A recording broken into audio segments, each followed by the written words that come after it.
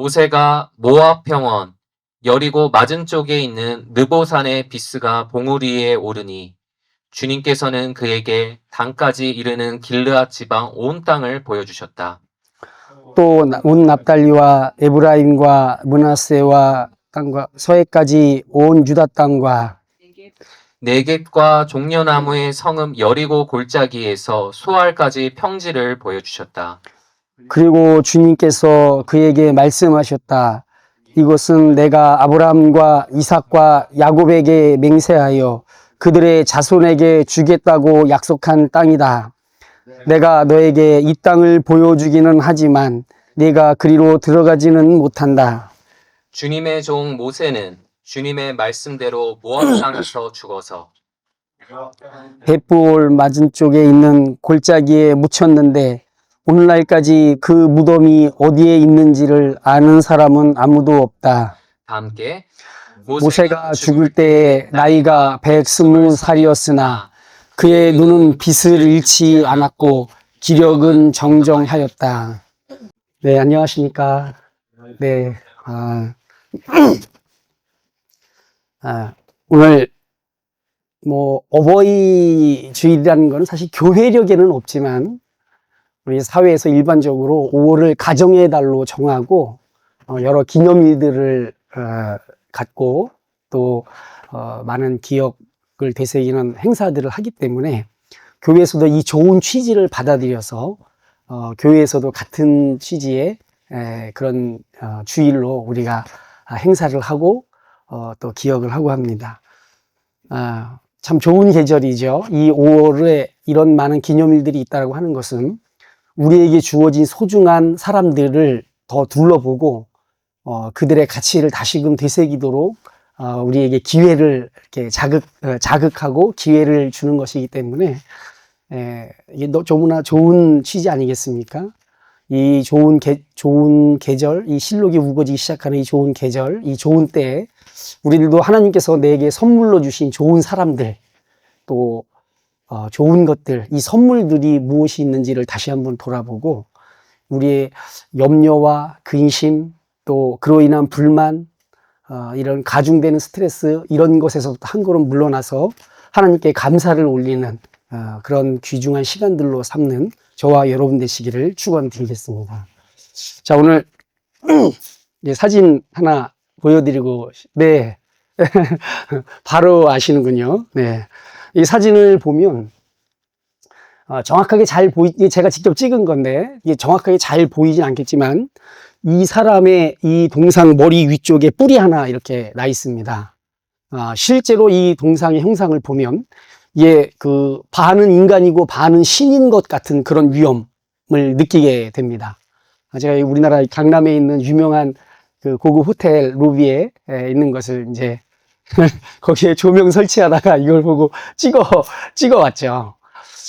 여기 뿔이 있는 것은 아마 출애굽기에 있는 모세가 시내산에 올라가서 하나님을 대면하고 내려왔을 때 그의 얼굴에 광채가 났는데 사람들이 그 모습 보기를 굉장히 어려워했기 때문에 모세가 그 광채를 가리기 위해서 수건으로 얼굴을 덮었고 또 하나님을 만날 때에는 그것을 벗고 하는 그 장면이 나옵니다. 히브리어의 광채와 그리고 뿔이라는 그 단어의 의미 유사하기 때문에 그것을 예술적으로 형상화한 것이 모세의 정수리 가까운 곳에 뿔이 난 형상으로 이렇게 동상을 만들었습니다. 형상을 만들었습니다. 굉장히 그 위험이 있고 그리고 뭔가 강력한 영감을 불러일으키는 그런 상이라고 할 수 있겠습니다. 근데 모세라는 인물 자체가 그렇습니다. 모세는 역사 안에서 정말 많은 예술과 문학 그리고 많은 사상가들에게 영감을 주는 그런 인물이라고 할 수 있습니다. 워낙 그의 존재감, 이스라엘 역사 안에서 그의 존재가 워낙 그 비중이 큰 인물이었고 그 이야기들은 사람들한테 큰 자극을 주는 그런 인물이 분명합니다.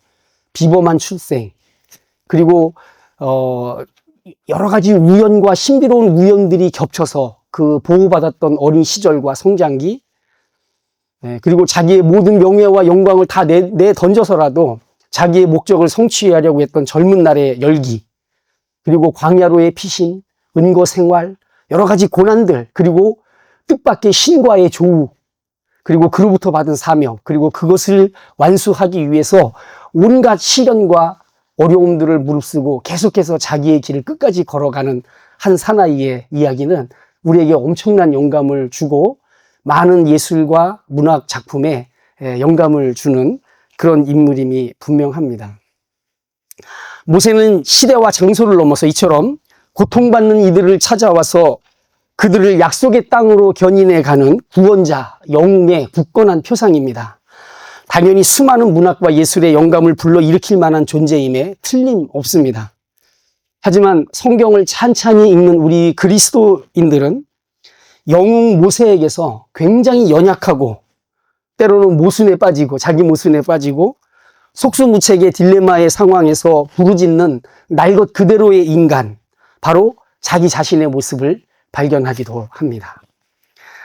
광야를 걷는 사람이었고 그 광야를 걷는 동안에 자기 주변에 살가운 사람들이 하나 둘 자기를 떠나서 땅에 묻히는 걸 지켜봐야 했던, 하지만 그 묻은 자리에서 머물지 못하고 계속해서 길을 떠나야 했던 한 고독하고 쓸쓸한 사람의 모습을 성경 안에서 발견하기도 하는 것입니다.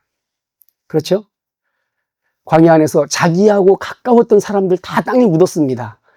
그 자리에 머물지 못하고 그는 계속 길을 가야 했던 사람입니다. 여러분, 유명한 시편 90편 아시죠? 모세가 쓴 시입니다. 위대한 지도자가 아닌 인생의 한계와 그 적막함을 깊이 헤아리고 있는 한 인간의 모습이 시편 90편 안에 보입니다. 한 줌의 흙으로 돌아가는 인간의 연약한 삶을 아는 한 사람이 그 시편 안에 있는 거죠. 하지만 그게 다는 아닙니다. 그는 광야를 걷는 연약한 한 사람이었지만 동시에 기도하는 사람이었습니다. 기도한다라는 것은 그가 흙으로 돌아가는 연약한 인생만 알고 있는 것이 아니라 동시에 고통당하는 수많은 사람들을 자기가 오래전부터 약속했던 그 땅으로 인도해 들이시는 그 위대하신 하나님은 또한 알고 있는 사람이었다라는 것을 의미하는 것입니다. 오늘 우리가 읽은 본문은 제가 방금 앞에서 간략하게 말씀드린 그 모세에 대한 스케치의 이미지를 그냥 가장 집약적으로 보여주는 장면입니다. 바로 모세가 죽는 그의 최후의 장면인 것입니다. 모세의 일생을 한마디로 정리한다면 사명의 길을 갔던 사람이라고 우리가 간단하게 말할 수 있겠습니다. 그렇죠? 사명의 길. 이거를 모세만큼 확실하게 우리한테 말해주는 사람은 참 드물죠. 그런데 사명이라는 건 본래 자기가 정하는 게 아닙니다. 사명은 밖으로부터 주어지는 것입니다.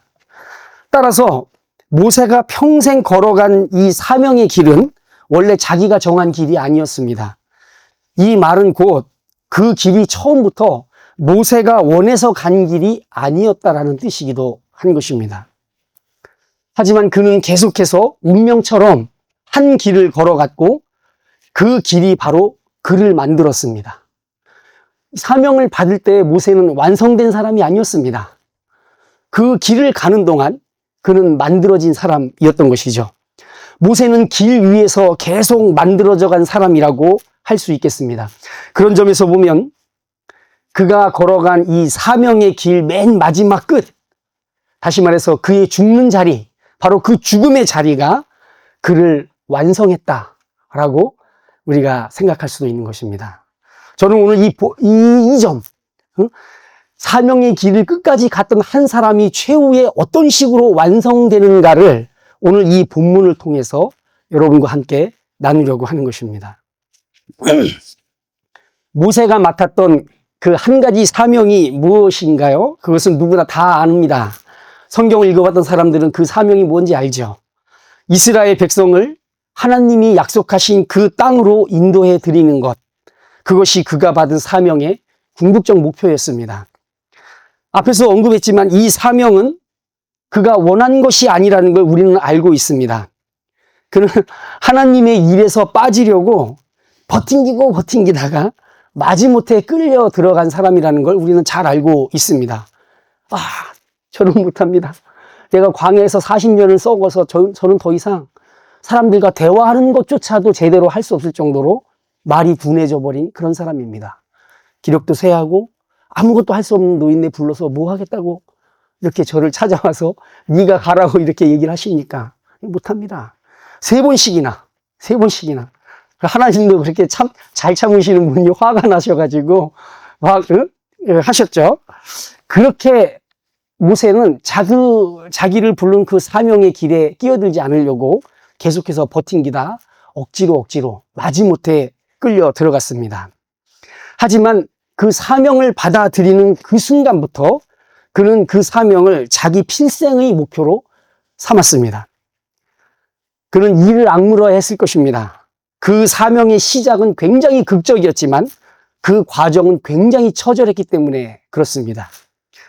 구약 성경 모세 오경을 차분히 읽어본 분들이라면 알고 있는 사실입니다. 모세는 파김치가 되도록 하나님과 이스라엘 가운데서 쥐어짜였습니다. 쥐어짜였죠. 안 할 수도 없고 하기는 너무 벅차고, 그런데 하나님은 계속 그를 밀어붙였고 이스라엘도 계속 그에게 매달렸습니다. 딱 그렇습니다.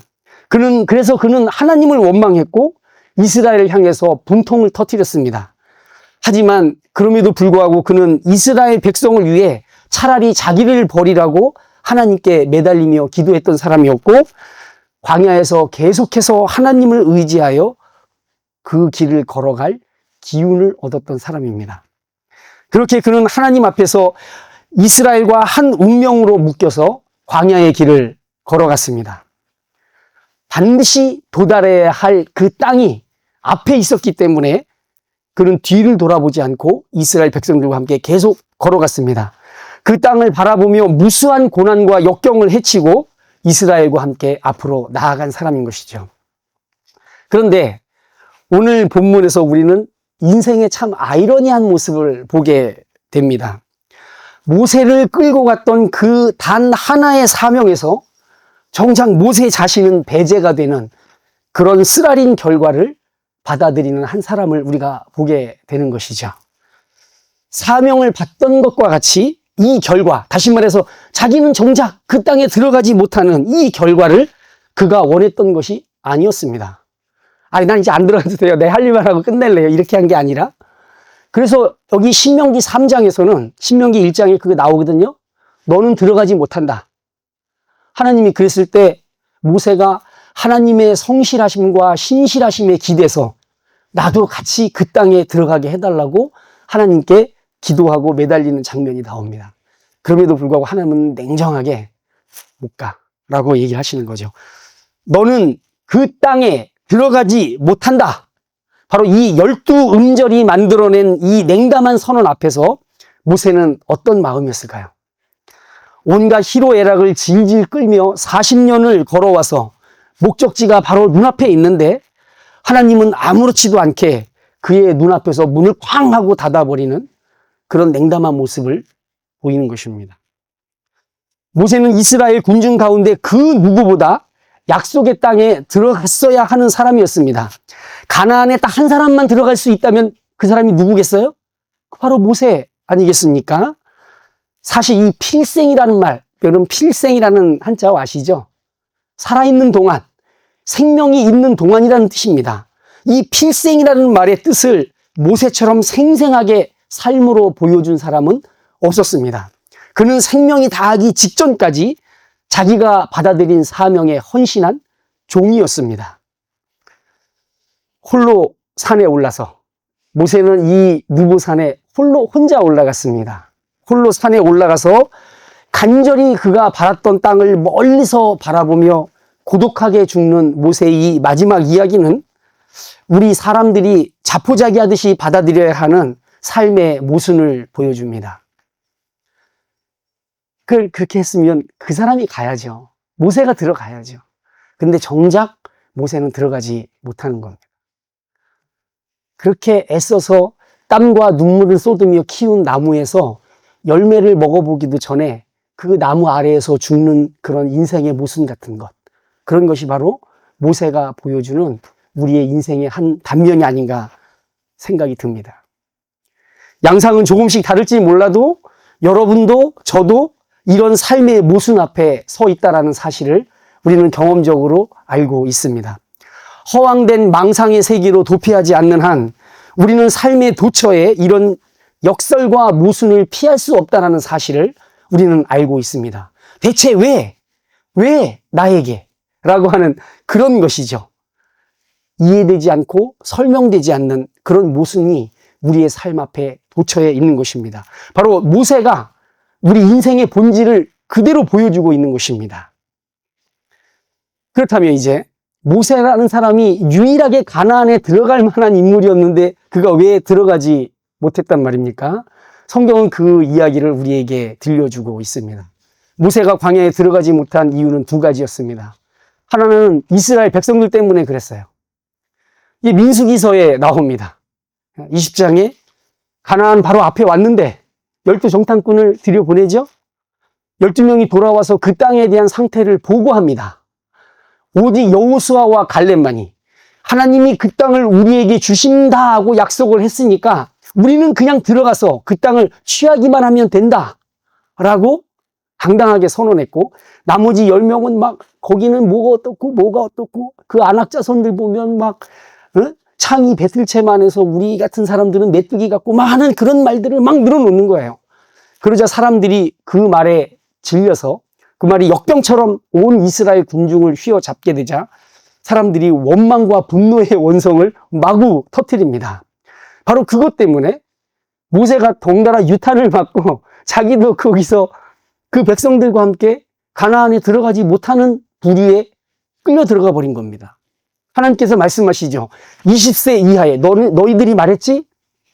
너희들의 자녀들이 모두 노예가 되고 너희들의 자녀들이 모두 죽을 거라고 너희들이 그렇게 울부짖고 했는데 그 자녀들만 데리고 내가 가나안에 들어가겠다.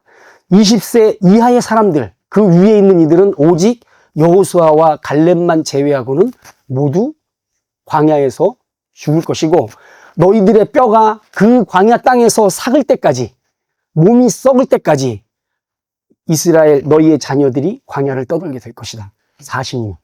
그걸 얘기를 하시는 겁니다. 애매하기는 하지만 여호수아와 갈렙이라는 이름 두 개만 나오기 때문에 얼떨결에 모세도 거기에서 빠져버린 거예요. 그러니까 그도 광야에서 죽게 되는 것입니다. 뭐 우리가 얼떨결이겠지만 하나님께서는 그렇지 않죠. 이것 또한 인생의 역설이기도 합니다. 내가 잘못한 게 아니죠. 모세도 충분히 여호수아와 갈렙만큼 그 땅을 들어가서 취할 수 있다라는 믿음을 가졌을 게 분명해 보입니다. 그럼에도 불구하고 그는 자기가 인도하여 온 백성들과 함께 광야 땅에서 묻히기로 하나님께서 정하신 것입니다. 이것은 이스라엘 백성이 하나님에게 이런 원망의 말을 품은 것은, 원망의 말을 내뱉은 것은 죄입니다. 그런데 그 죄는 뜻하지 않게 다른 사람에게까지 파급적인 영향력을 끼쳐서 그 죄의 결과를 함께 부담하게 만드는 그런 일들이 이 땅에서 일어나는 것입니다. 하나님은 이해할 수가 없는 분이시죠. 대체 왜 그러실까요? 우리의 사람을 깊이 헤아리고 통찰하시는 그분께서 왜 우리의 진심을 받아들여주지 않고 다른 사람의 허물로 인해서 나까지 거기에 휩쓸려서 그 결과를 받아들이게 만드시는지 우리는 대체 이해할 수가 없습니다. 그러나 한 가지 우리가 추측할 수 있는 것은 모세는 이스라엘을 정말로 사랑했던 사람입니다. 만일 이 백성을 버리시려거든 나를 생명책에서 빼달라고까지 하나님 앞에 중보의 기도를 올렸던 사람입니다. 그런 점에서 보면 우리가 정말 막중한 책임감과 자기가 인도하는 무리들에 대해서 정말 깊은 애정을 가진 지도자라면 이들과 함께 내가 광야에서 묻혀도 된다라고 생각할 수 있지 않을까요? 어쨌든 그거는 모르겠습니다. 그러나 여기서 한 가지, 죄라는 것은 때로 밖에서부터 밀려 들어와서 나에게까지 영향을 주는 큰 영향력을 행사할 수 있다는 사실을 보여줍니다. 그런데 또 하나, 이것이 이스라엘 백성들 때문만 모세가 광야에 들어가지 못한 것이냐? 그렇지 않습니다. 모세도 또 잘못을 해서, 그렇죠. 우리 권사님 바로 아시는군요. 가데스 바네아라고 하는 민수기 20장에 가데스 바네아라는 곳에 이스라엘 백성이 도달했습니다. 거기에 물이 없었어요. 사람들이 목이 말랐습니다. 바로 그것 때문에 역시 또 한 번 이스라엘 백성들이 원망과 원성의 그 말을 쏟아놓기 시작했고, 그 분위기와 태도가 굉장히 험악해져서 모세와 아론이 이스라엘 백성들 앞에 머리를 박고 엎드릴 정도의 그런 분위기가 만들어졌습니다. 그럴 때 하나님께서 모세에게 반석에게 명하여서 물을 내라고 말씀을 하시죠. 그런데 모세가 거기서 이런 말을 합니다. 네. 우리가 이 바위에서, 여기서 우리라고 하는 것은 아마 모세와 아론을 가리키는 말일 겁니다. 우리가 이 바위에서 당신들이 마실 물을 나오게 하리요? 라고 이렇게 말한단 말이에요. 이 말에 담긴 감정이 어떤 거였겠습니까? 분노입니다, 분노. 왜냐하면 이 말 하기 바로 앞에서 뭐라고 얘기하냐면, 반역자들은 들으시오 라고 말합니다. 그러니까 이 말을 할 때 모세가 굉장한 분노에 차서 이 말을 했다라는 것을 우리는 예상할 수 있는 것이죠. 그래서 그가 바위에 대고 어떻게 얘기를 합니까? 말로 합니까? 아니죠. 지팡이로 냈다 바위를 2번이나 내려치게 되고, 어쨌든 하나님은 물을 주기로 하신 분이었기 때문에 그분은 진짜로 그 바위에서 물을 주십니다. 그러나 그 직후에 바로 이 말씀을 모세에게 하시는 거죠. 그러므로 너희는 내가 이 총회에 주기로 한 그 땅으로 그들을 데리고 들어가지 못할 것이다. 너희라고 했죠. 우리라고 하니까 하나님도 너희라고 얘기하죠. 여기 너희가 누구겠어요? 모세와 아론이겠죠. 자, 이런 겁니다. 이 모세가 약속의 땅 바깥에서 죽어야만 했었던 그 이유 중에 하나가 또한 모세 자신의 허물도 있는 것입니다. 참 드라마틱하고 또 우리의 있는 모습을 날거 그대로 보여주는 것이 아닌가 싶습니다. 출애굽기 20장 1절에 보면 뭐라고 기록이 되어 있냐면, 그들이 가데스 바네아에 도착하였다. 거기에서 미디암이 죽었다. 이렇게 나옵니다. 이 사건이 일어나기 바로 직전에 기록하고 있어요. 여러분, 미디암이 어떤 사람이에요? 모세에게 엄마 같은 사람입니다. 자기들이 출생 때부터 광주리에 떠내려가는 자기 동생을 따라서 끝까지 그 광주리를 따라왔던 사람. 그리고 그 애굽의 공주에게 당돌하게 유모를 소개시키려고 뛰어들었던 그 용맹하고, 그리고 그 사랑이 넘치던 그 누이 미디암이 자기 엄마 같은 사람이었어요. 근데 바로 거기서 죽었습니다. 모세는 극도의 피로감과 슬픔에 압도되어 있었을 것입니다. 그런데 거기서 이스라엘 백성들이 자기에게 분노를 폭발하고 원망을 하자 더 이상 견딜 수 없을 정도로 그가 흔들렸을 거라고 우리는 상상해 볼 수 있습니다. 바로 그 지점에서 그는 하나님께서 명령하신 바를 넘어서서 말이 아니라 자기의 행동을 통해서 분노를 표현했습니다. 바로 이것 때문에 하나님께서 너는 그 땅에 들어가지 못한다라고 말씀하신 것입니다. 우리가 이 관계를 너무 단순 도식화하면 하나님은 그대로 그 즉시 행동 그대로 보응하시는 분이라고 생각할 수 있겠지만, 우리는 그 과정에 대해서 심사숙고해야 합니다. 어떻게 됐을까요? 죄는 밖으로부터 들어와서 우리를 격발시켜서 우리로 하여금 교만하고 오만한 자가 되게 만들지만, 동시에 저 밑바닥에 있는 어둠을 뚫고 올라오는 그 오만함 때문에 우리가 하나님 앞에 죄를 범하게 된다는 사실도 이걸 통해서 말하고 있는 것입니다. 비록 그가 여러 가지 정황적으로 그의 처지를 이해할 수 있는 부분도 있지만, 하나님께서는 그 사실을 통해서 분명하게 말씀하고 계시는 것입니다. 그 나라에는, 그 땅에는 너와 같은 태도, 너와 같은 행동을 하는 사람들, 그런 마음가짐을 가진 사람들은 그 땅에 발을 붙일 수 없다라는 것을 하나님은 명시적으로 모세를 통해서 말씀하고 있는 것이죠. 하나님은 안중에도 없는 그런 행동들, 이런 것들에 대해서 하나님은 정당하게 분노하심으로 모세를 그 땅에 들이지 않기로 결정하신 것입니다. 자, 그렇다면 이제 아무튼 이로써 모세는 약속의 땅 바깥에서 인생을 마감하게 되었습니다. 그런데 이것이 모세의 이야기가 들려주는 전부라고 한다면 우리가 구태여 하나님 믿을 필요가 있을까요? 우리 중에 누가 모세보다 온유한 사람이 있겠습니까? 누가 모세보다 인내하고 그리고 사랑하는 사람일 수 있겠습니까? 모세가 중도 탈락의 성적표를 받았다면 저와 여러분은 뭐 보나마나 한 거죠. 그냥 오징어 게임에서 탈락 하면서 바로 죽잖아요. 똑같이 탈락입니다. 모세를 보면 우리는 어차피 컷아웃 당할 인생들이 분명합니다. 그런데 성경은 이 약속의 땅 바깥에서 최후를 맞이하는 모세의 풍경을 좀 더 붙임으로써 다른 이야기를 우리에게 들려주고 있다는 점입니다. 바로 그 부분을 오늘 저와 여러분이 잠깐 들여다보도록 하겠습니다.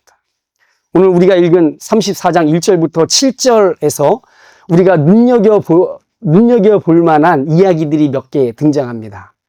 모세가 느보산에 올라서 약속의 땅 지경을 모두 그 눈으로 보았다라고 하는 이야기가 여기에 나오고 있는 것입니다.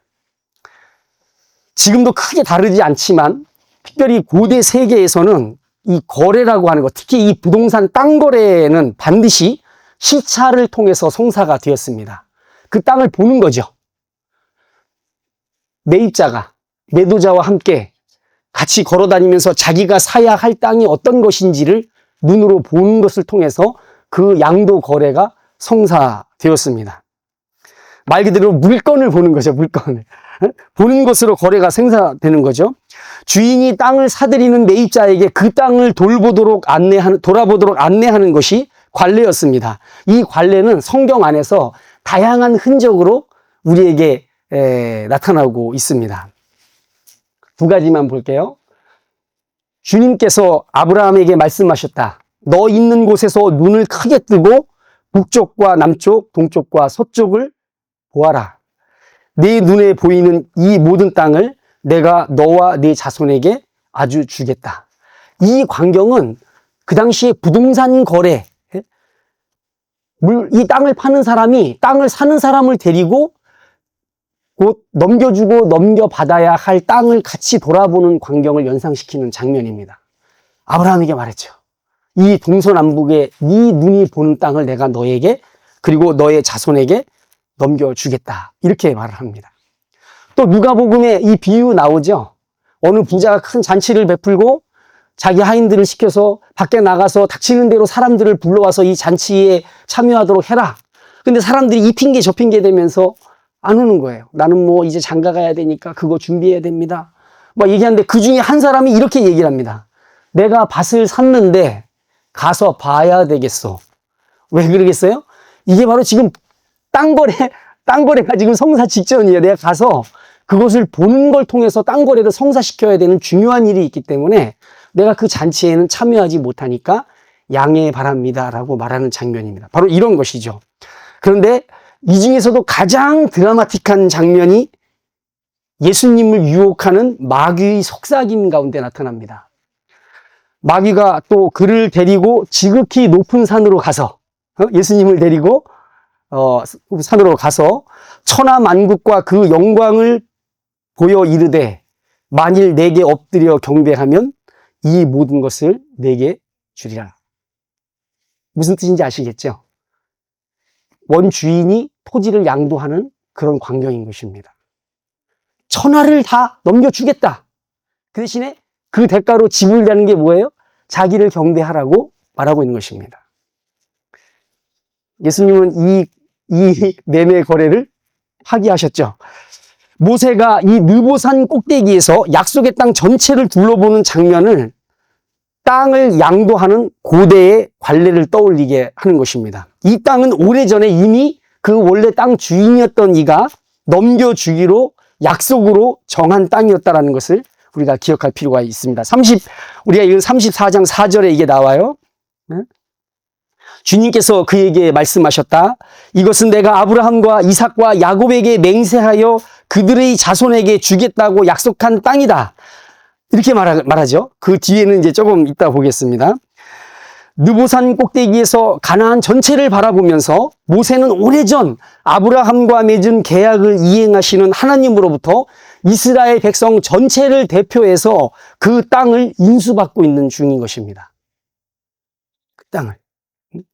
비록 자기는 그 땅을 밟지는 못할지언정 그 땅의 매매의 주 거래자로서 하나님과 함께 그 땅, 이 부동산 거래를 지금 마치고 있는 중인 것입니다.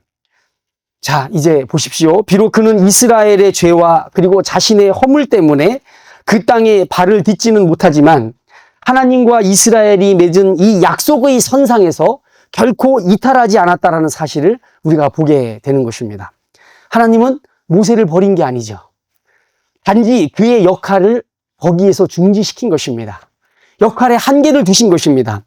그는 죽어서 하나님의 약속 안에서 순례자의 길을 걸었던 그들의 조상들에게로 돌아가게 된다는 걸 생각하게 되면 더더욱 이해가 됩니다. 우리 앞에 한번 32장 한번 보실래요? 좀 앞에 넘기면은 신명기 32장 50절을 한번 보시면 거기에 이런 말이 나옵니다. 32장 50절에 너의 형 아론이 호르산에서 죽어 어떻게 했다고요? 백성에게로 돌아간 것 같이 너도 네가 오른 이 산에서 죽어서 어디로요? 조상에게로 돌아갈 것이다. 모세를 광야에서 죽여서 아웃시킨 게 아닌 것입니다. 모세는 죽어서 조상에게로 돌아가는 것이죠. 이렇게 이 산에서 이렇게 그 땅을 바라보는 것이 특별한 이유는 죄송합니다. 그러니까 이 조상이 누구겠어요? 바로 히브리서 11장에서 이야기했던 하나님과 더불어서 순례의 길을 걸어갔던 모세의 앞선 사람들, 아브라함과 이삭과 야곱, 다시 말해서 그 계약의 당사자들에게로 모세도 같이 그들에게로 돌아간다라고 이야기하고 있는 것입니다. 이 이야기는 모세가 하나님의 약속에서 배제되거나 이탈된 것이 아니라 여전히 그 약속 안에 머물러 있었던 사람이라는 것을 우리에게 보여주고 있는 것입니다. 또 하나 이 바라보는 광경이 특별한 이유는 이것이 육체의 물리적 한계를 초월한 장면이기 때문에 그렇습니다. 아무리 느보산이 요단강 너머를 바라보기에 좋은 지형적 위치에 있다 해도 또 모세는 죽을 때까지 이 눈빛이 이게 쇠하지 않았거든요. 여기 34장 7절에 나오죠. 그랬더라도 여기에 나온 2절과 3절에 나오는 이 모든 땅 전부를 바라보는 것은 사실 불가능합니다. 왜냐하면 지형 때문에 시야가 가리기 때문에 보는 것이 불가능한 거죠. 그래도 모세는 이 느보산 꼭대기에 올라서 그토록 원했던 약속의 땅 전부를 보았다라고 기록하고 있습니다. 어떻게 보았을까요? 우리로서는 알 수가 없죠. 어떻게 보았는지. 실제로 물리적으로는 그 느보산 꼭대기에서 볼 수 있는 거는 지금 팔레스타인의 서안지구입니다. 다시 말해서 이스라엘 땅 안에 팔레스타인 사람들이 두 군데를 가자지구와 서안지구를 차지하고 있잖아요. 그의 시야에 서안지구가 눈에 이렇게 열려서 보이는데 이스라엘 땅 전부를 볼 수는 없는 지형입니다. 그럼에도 불구하고 모세는 바로 그 느보산 꼭대기에서 하나님이 이스라엘 백성에게 넘기기로 약속한 그 땅 전부를 볼 수 있었습니다. 현대에는 이 부분을 굉장히 문예적으로 해석하려고 하는 성향이 강합니다. 그게 실제로 봤다는 얘기가 아니고 이러저러 해서 막 여러 가지 설명을 하죠. 그렇지만 저는 개인적으로 이 부분을 신비의 영역으로 남겨둘 필요가 있다고 생각합니다. 어쨌든 느보산에서 약속의 땅을 볼 수 있었던 건 사명의 길을 끝까지 걸어왔던 모세 곁에서 하나님이 그의 손을 꼭 잡고 있었다는 것을 우리에게 말해주고 있는 것입니다. 또 다른 흥미로운 점이 있는데 여기 이제 본문 안에 모세가 죽는 날까지 기력이 정정했다라는 점입니다. 그날 120세였죠. 신명기의 기록자가 오늘 여기 본문에서 기록하고 있어요. 7절에서 모세가 죽을 때의 나이가 120살이었으나 그의 눈은 빛을 잃지 않았고 기력은 정정하였다. 이렇게 이야기하는 것을 구태여 이 신명기의 마지막 기록자가 기록한 것은 그 당시 모세의 상태가 평범한 사람의 상태가 결코 아니었다라는 것을 우리에게 말해주고 있는 것입니다. 이 기력이 정정했다는 것은 아이를 낳을 만큼 정력이 왕성했다라는 의미로 해석할 수 있다고도 말하는 사람들이 있습니다. 어쨌든 그는 젊은 날의 기력을 그대로 유지하고 있었습니다. 해발 700m 정도 되는 느보산을 혼자 올랐어요. 그리고 하나님께서 가리키시는 그 약속의 땅을 자기의 눈으로 바라볼 정도의 사람이었습니다. 모세는 그의 시편에서 우리의 연수가 70이요 그리고 강건하면 80이라고 말한 적이 있습니다. 시편 90편에 나오잖아요. 그 당시에도 이미 우리의 연수가 70이고 강건해야 80이라고 하는 일반적인 인식이 있었는데 모세는 그 인식을 훨씬 뛰어넘도록 120세를 산 사람이었고 또한 120세가 되어서도 결코 그 기력과 눈빛이 쇠하지 않는 그런 사람이었다라고 하는 것입니다. 정작 그는 40년을 3번에 걸친 120년까지 살았고 마지막까지 청년의 기력을 갖고 있었다는 것을 이 기록자가 구태여 남긴 이유가 있는 것이겠죠. 이 역시 하나님께서 특별한 방식으로 사명의 길을 걸어가는 모세와 함께 하셨던 증거라고 아마 이 신명기의 마지막 부분을 기록했던 기록자는 그렇게 보지 않았나 이렇게 생각하는 것입니다. 이것이 감당하기 어려운 짐을 지고 사명의 길을 걸어가는 모세에게 하나의 위로가 되지 않았을까 하는 생각이 드는 것입니다. 저와 여러분들을 오해하시면 안 됩니다. 우리가 나도 사명의 길을 막 하면 우리도 모세처럼 120살까지 눈빛이 흐려지지 않고 기력이 정정한 채로 살 수 있을 거다. 이런 식으로 생각을 하면 안 되는 거죠. 문자 그대로. 여기서 말하는 요지는 그런 것이에요. 핵심은 이것입니다. 비록 약속의 땅에 발을 디디는 것에 대해서 거절당했지만 모세는 결코 하나님께서 버린 사람이 아니라는 사실을 이 마지막 이야기가 우리에게 말해주고 있는 것입니다. 하나님은 결코 그를 떠난 적이 없고 이제 자기 역할을 마치고 조상들에게로 돌아가야 하는 모세를 데리고 산에 올라서 구태여 어차피 광야에서 죽을 사람인데 구태여 모세를 데리고 그 산에 올라서 약속의 땅을 보면서 이 매매 관계를 완수하시는 거죠. 그 땅을 이스라엘을 대표하는 모세에게 공식적으로 이양하는 그 순서를 하나님이 구태여 가지신 것입니다. 이것이 바로 모세를 위로하시는 하나님의 은총이었죠. 이제 마지막으로 한 가지를 더 봐야겠습니다. 오늘 우리가 읽은 본문 6절은 모세의 무덤의 위치를 아무도 모른다라고 기록하고 있습니다. 심지어 그를 누가 묻었는지조차도 밝히지 않고 있습니다. 성경은 참 그런 책이에요. 그러니까 말 안 해줘요. 여러 가지 우리가 좀 납득하고 속이 시원하게 그렇게 밝히 말해주는 책이 아닙니다. 그런 거 관심 없어요. 그냥 딱 할 얘기만 하는 책입니다. 모세가 거기에서 죽어서 묻혔는데 그가 누가 묻었는지 그의 무덤이 어디 있는지 아무도 모른다라고 이렇게 말하고 있습니다. 여러분 죽으면 다 그만이라고 다들 말들은 하지만 사람은 누구나 자기의 묘비 앞에서 자기를 기억해 주는 사람들이 모여있는 광경을 상상합니다. 그리고 살아남은 이들도 고인을 기억하는 행위에 상당한 비중을 둡니다. 인간성이라는 게 뭔가요? 은혜를 잊지 않는 것이 바로 인간성의 본질이기도 한 것입니다. 그렇기 때문에 우리는 먼저 간 이들의 공적과 은혜를 기억하는 방식으로 묘를 만들고 비석을 세웁니다. 어떤 때는 미라까지 만드는 야단 법석을 피우죠. 그죠? 미라까지 만드는. 그런 점에서 이 모세의 사후 처리, 그가 어디에 묻혔는지도 모르고 누가 묻었는지도 모르고 아무도 그의 마지막 장면에 대해서 자세한 이야기를 해주는, 옆에서 유언도 들어주고 막 해줘야 되잖아요. 그런 거 없는 거예요. 그냥 모세는 하나님 앞에서 홀로 죽었고 그리고 누군가에 의해서 묻혔습니다. 누가 묻었을까요? 그건 모르죠. 모세는 하나님의 종이었습니다. 여기 5절에 보십시오. 주님의 종 모세는 이라고 말하고 있었죠. 모세는 하나님의 종이었죠. 이겁니다. 이것이야말로 때로는 노래하고 때로는 분노하고 때로는 기뻐하고 울기도 하면서 하나님과 그리고 이스라엘과 함께 광야 여정을 걸었던 위대한 한 인간에게 어울리는 유일한 묘비명이 바로 이거라는 것입니다. 그가 죽어서 돌아간 조상들은 누구입니까? 인생을 나그네 길, 순례의 길로 여기고 하나님과 함께 그 길을 걸었던 이들이 바로 모세의 조상들이었고 모세는 바로 그들에게로 돌아간 것입니다. 히브리서를 기록한 사람은 11장에서 이 부분을 비장하게 노래하죠. 모세, 야훼의 종, 이것이 그의 묘비명이었고 하나님과 이스라엘이 함께 그에게 붙여준 최고의 칭호였습니다. 여기에 뭔가를 덧붙이면 즉시 그 가치가 손상되는 지고지순한 칭송, 바로 그것이 바로 이 묘비명이었습니다.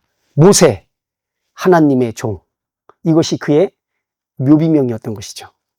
이 묘비석은 시간과 자연의 풍파에 절대로 훼손되거나 지워지지 않는 영원한 비석이 된 것입니다.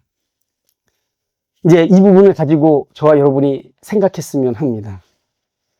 오늘날 이 시대를 돌아보면 희망이 쇠약해지고 불안이 증가하는 이 시대에도 교회는 약속의 땅을 바라보는 이들이 모이는 곳입니다.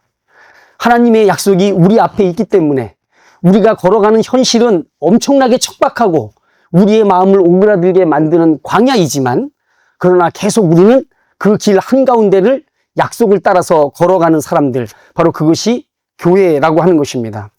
광야 한가운데서 불안정한 길을 당신을 믿고 걸어가는 이들의 손을 하나님은 절대로 놓지 않으신다는 사실을 오늘 이 부분이 우리에게 강력하게 말해주고 있습니다.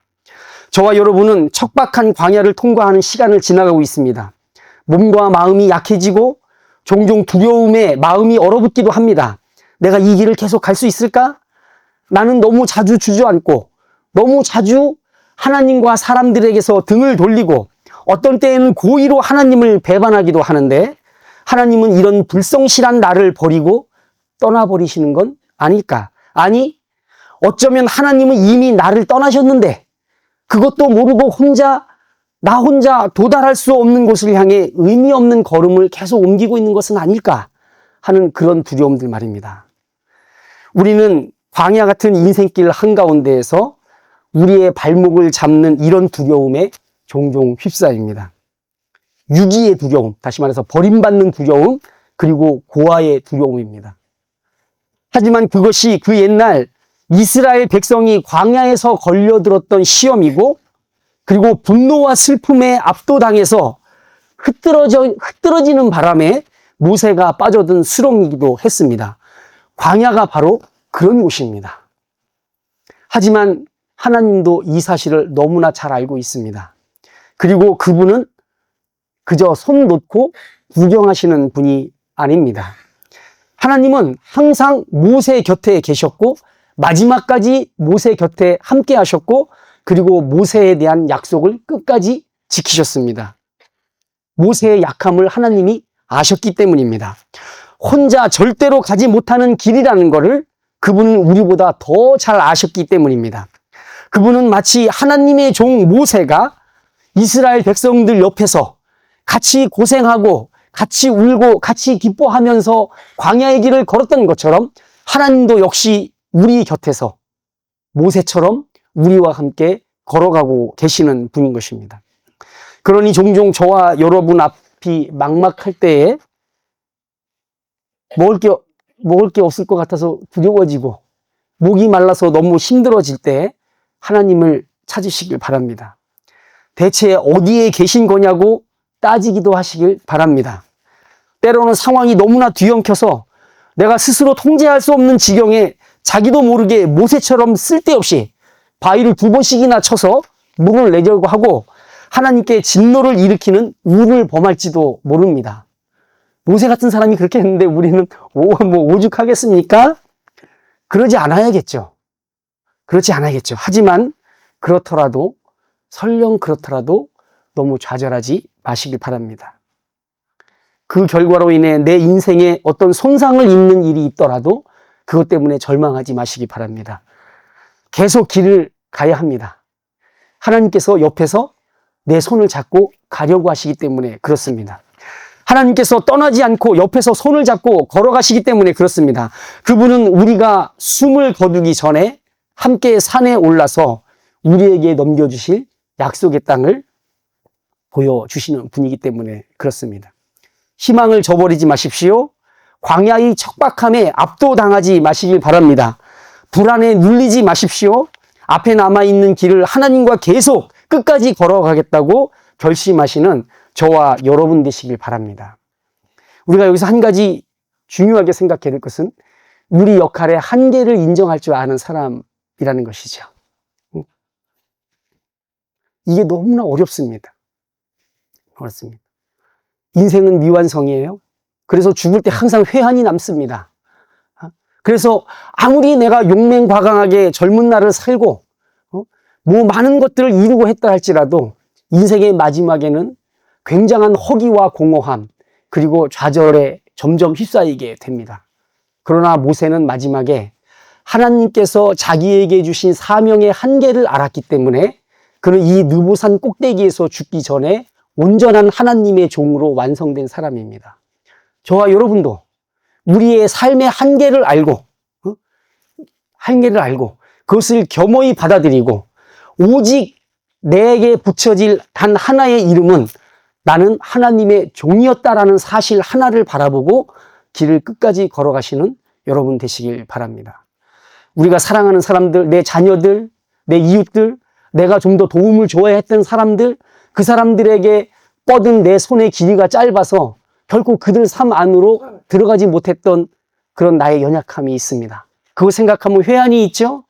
그러나 그럼에도 불구하고 모두 맡기고 하나님께 맡기고 나는 하나님의 종으로서 내 삶을 마지막으로 완성하겠다 결심하시는 저와 여러분 되시길 바랍니다.